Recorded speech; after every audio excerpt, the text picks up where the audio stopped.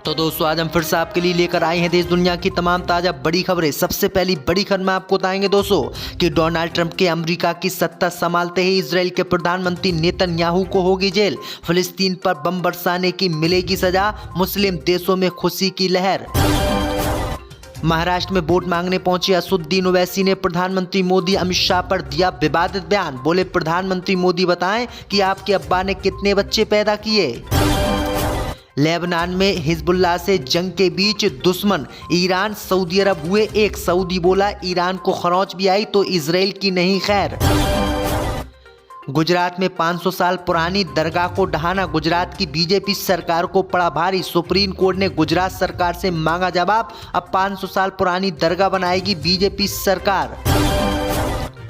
डंके की चोट पर वक्फ कानून को नहीं बदलेगी मोदी सरकार। मुंबई की रैली में अमित शाह ने किया ऐलान। वसीम रिजवी उर्फ जितेंद्र नारायण त्यागी ने जारी किया वसीयतनामा। लिखा, हिंदू रीति रिवाज से हो उनका अंतिम संस्कार। तो दोस्तों सभी खबरों को आपको एक एक कर बताने वाले हैं। वीडियो को लाइक कर चैनल को सब्सक्राइब कर दें। इसी बीच बढ़ दोस्तों अगली खबर की ओर। तो डोनाल्ड ट्रंप के अमेरिका के राष्ट्रपति बनते ही इजराइल के प्रधानमंत्री नेतन्याहू को होगी जेल। मुस्लिम देशों में जश्न। जब दोस्तों आपको बता दें कि अमेरिका के राष्ट्रपति चुनाव में डोनाल्ड ट्रंप ने भारी मतों से जीत हासिल की है और डोनाल्ड ट्रंप की जीत इजराइल के प्रधानमंत्री बेंजामिन नेतन्याहू का अंत कराने वाली है। दरअसल आपको बता दें कि डोनाल्ड ट्रंप के अमेरिका की सत्ता संभालते ही इजराइल के प्रधानमंत्री बेंजामिन नेतन्याहू को जेल हो जाएगी। दरअसल आपको बता दें कि गाजा पट्टी और हिजबुल्लाह से जंग के बीच इजराइल के प्रधानमंत्री नेतन्याहू के खिलाफ इजराइल के कोर्ट में भ्रष्टाचार और रिश्वतखोरी के मामले में सुनवाई चल रही है। कोर्ट ने इजराइल के प्रधानमंत्री को कई बार नोटिस जारी करके कोर्ट में हाजिर होने के लिए कहा है, लेकिन इजराइल के प्रधानमंत्री नेतन्याहू गाजा पट्टी और हिजबुल्लाह से चल रही जंग का हवाला देकर कोर्ट की सुनवाई से बच रहे हैं। लेकिन अब खबर सामने निकल कर आई दोस्तों कि डोनाल्ड ट्रंप जिस दिन अमेरिका के राष्ट्रपति की सत्ता संभाल लेंगे उस दिन इजराइल के प्रधानमंत्री नेतन्याहू को कोर्ट में पेश होना होगा और कोर्ट उसी दिन उनको जेल भेज देगा। तो ये बड़ी अपडेट आई दोस्तों कि डोनाल्ड ट्रंप की जीत के बाद इजराइल के प्रधानमंत्री की छुट्टी होने वाली है और अपने ही जाल में अब नेतन्याहू फंस गए हैं। यानी मुसलमानों के कत्लेआम का इसको अब सजा मिलने वाली है।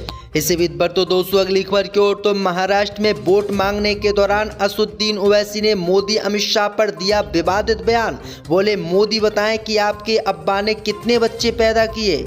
जब दोस्तों आपको बता दें कि महाराष्ट्र विधानसभा चुनाव में शब्दों की मर्यादा तार तार होती दिख रही है। महाराष्ट्र के उप मुख्यमंत्री देवेंद्र फडणवीस से उलझने के बाद अब एएमएम के चीफ असदुद्दीन ओवैसी ने प्रधानमंत्री मोदी और अमित शाह पर विवादित बयान दे डाला है जिससे पूरे देश में हलचल मच गई है।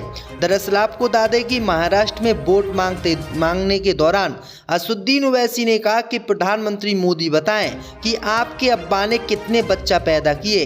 अमित शाह के अब्बा ने कितने बच्चा पैदा किए, अमित शाह बताएं। असदुद्दीन ओवैसी ने कहा कि अब कोई संगी बोलेगा कि ओवैसी तुम्हारे कितने बच्चे हैं। ओवैसी ने कहा कि मेरे तो 6 बच्चे हैं, लेकिन मोदी ने कोई बच्चा पैदा नहीं किया, इसमें मेरी क्या गलती है। और आरएसएस के लोग रंडुए घूम रहे हैं, उन्होंने बच्चे पैदा नहीं किए, तो इसमें मेरी क्या गलती है। असदुद्दीन ओवैसी के इसी बयान से पूरे देश में हल्ला मच गया है और प्रधानमंत्री मोदी की लेकर खूब आलोचना ओवैसी की हो रही है। इसी बीच पर तो दोस्तों अगली खबर की ओर। तो लेबनान में हिजबुल्लाह से जंग के बीच दोनों दुश्मन देश हुए एक। ईरान और सऊदी ने मिलाया हाथ। जब दोस्तों आपको बता दें कि मिडिल ईस्ट में सऊदी अरब ईरान एक दूसरे के सबसे बड़े दुश्मन थे, लेकिन अचानक ही ये दोनों ही दुश्मन एक हो गए हैं जिससे इजराइल की नींद उड़ गई है। दरअसल आपको बता दें कि गाजा पट्टी के बाद लेबनान में हिजबुल्लाह से जंग लड़ रही इजरायली सेना की कार्रवाई से सऊदी अरब अब नाराज हो गया है। सऊदी अरब ने इसकी नाराजगी जाहिर करते हुए ईरान से हाथ मिला लिया है। ईरान से हाथ मिलाते ही सऊदी अरब ने इजराइल को धमकी दी है। सऊदी अरब ने कहा कि जो काम इजराइल ने गाजा पट्टी में किया और वही काम अब इजराइल लेबनान में कर रहा है। अगर ईरान पर यही काम इजराइल ने किया तो इजराइल की खैर नहीं है। हम मिलकर इजराइल को नस्ते नाबूद कर देंगे। यानी अब तक जो इजराइल गाजा पट्टी की जंग में इजराइल की साइड ले रहा था, अब वो खुलकर इजराइल के विरोध में उतर गया है और ईरान का जमकर साथ दे रहा है। है। साथ ही सऊदी अरब के प्रिंस मोहम्मद बिन सलमान ने गाजा और लेबनान में जंग को इजराइल का नरसंहार बताया है। तो ये बड़ी अपडेट आ रही है दोस्तों। इसी बीच पर तो दोस्तों अगली खबर की ओर, तो गुजरात में 500 साल पुरानी दरगाह ढहाना बीजेपी सरकार को पड़ा भारी। अब सुप्रीम कोर्ट ने मांग लिया बीजेपी सरकार से जवाब। दोस्तों आपको बता दें कि सुप्रीम कोर्ट ने गुजरात के सोमनाथ मंदिर के पीछे बनी हुई 500 साल पुरानी पीर हाजी मंगलौरी की दरगाह को गिराए जाने के मामले में गुजरात की बीजेपी सरकार से जवाब मांगा है। दरगाह को इस साल 27 और 28 सितंबर के बीच बीजेपी सरकार ने नोटिस जारी करके अवैध बताते हुए तोड़वा दिया था, जिसका मुस्लिम समुदाय ने विरोध भी किया था।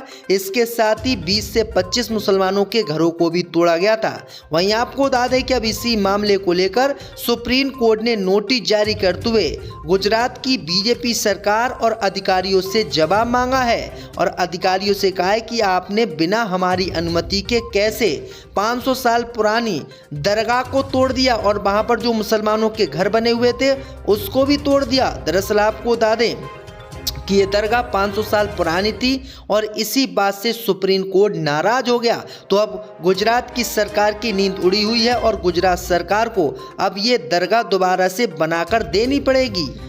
इसी बीच पर तो दोस्तों अगली खबर की ओर, तो डोनाल्ड ट्रंप के जीते ही मुस्लिम देशों ने की जमकर बैठक। इजराइल के खिलाफ हुए मुस्लिम देश।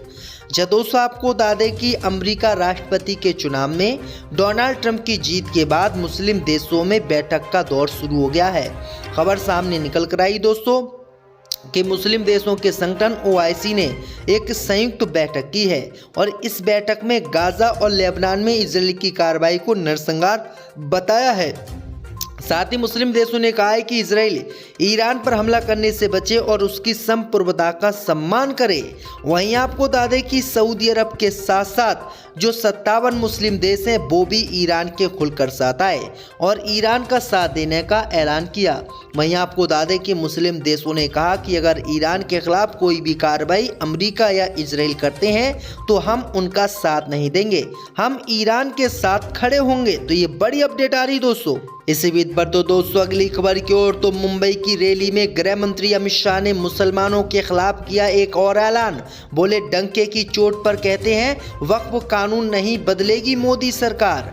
दोस्तों आपको बता दें कि महाराष्ट्र विधानसभा चुनाव में मुसलमानों के खिलाफ गृह मंत्री अमित शाह ने बड़ा ऐलान कर दिया है। गृह मंत्री अमित शाह ने कहा कि प्रधानमंत्री मोदी ने आतंकवाद और नक्सलवाद को देश से खत्म कर दिया है और जम्मू कश्मीर से धारा 370 भी हटा दी है और इसको हम किसी भी कीमत पर बहाल नहीं होने देंगे। इसी बीच रैली को संबोधित करते हुए उन्होंने वक्फ कानून का भी जिक्र किया। उन्होंने कहा कि मुस्लिम समाज वक्फ कानून को बदलने की मांग कर रहा है, लेकिन मैं महाराष्ट्र में डंके की चोट पर कह रहा हूं कि वक्फ कानून किसी भी कीमत पर हमारी सरकार नहीं बदलेगी। जो कानून हम लेकर आ रहे हैं वो कानून वही रहेगा और उसको बिल्कुल भी बदला नहीं जाएगा। इसी बीच पर तो दोस्तों अगली खबर की ओर, तो वसीम रिजवी उर्फ जितेंद्र नारायण त्यागी ने जारी किया वसीयतनामा। लिखा हिंदू रीति रिवाज से हो अंतिम संस्कार। दोस्तों आपको बता दें कि राजधानी लखनऊ में वसीम रिजवी उर्फ जितेंद्र नारायण त्यागी ने मंगलवार को वसीयतनामा जारी किया है। इस पर उन्होंने अपने मृत्यु के बाद हिंदू रीति रिवाज से अंतिम संस्कार करने की इच्छा लोगों से जाहिर की है। उन्होंने अब खुद को ठाकुर जितेंद्र नारायण सिंह सेंगर घोषित कर अपने शव को अग्नि देने और अस्थियां प्रभावित करने के लिए नाम भी तय कर दिए हैं। ठाकुर जितेंद्र नारायण त्यागी ने वसीयतनामा में बताया है कि मैं इस्लाम धर्म में पैदा हुआ और मेरा नाम सैयद वसीम रिजवी था। मैंने इस्लामी सिद्धांतों को नकारते हुए वर्ष 2021 में सनातन धर्म स्वीकार कर लिया। उन्होंने बताया है कि वर्तमान में मुझे सेंगर राजपूत परिवार में पुत्र मानते हुए गोद लिया है, जिस कारण अब मेरा नाम ठाकुर जितेंद्र सिंह हो गया है। उन्होंने बताया है कि मेरे इस्लामी परिवार में सभी लोग इस्लामी परंपरा के हिसाब से अपने मजहब को मानते हैं, लेकिन अच्छी बात यह है कि वह कट्टरपंथी मानसिकता के नहीं हैं। उन्होंने कहा है कि मेरा मानना है कि मेरा जो अंतिम संस्कार है वो हिंदू रीति रिवाज से किया जाए। तो ये बड़ी अपडेट आ रही दोस्तों।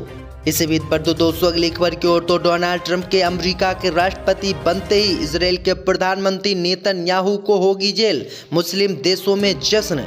जी दोस्तों, आपको बता दें कि अमेरिका के राष्ट्रपति चुनाव में डोनाल्ड ट्रंप ने भारी मतों से जीत हासिल की है और डोनाल्ड ट्रंप की जीत इजराइल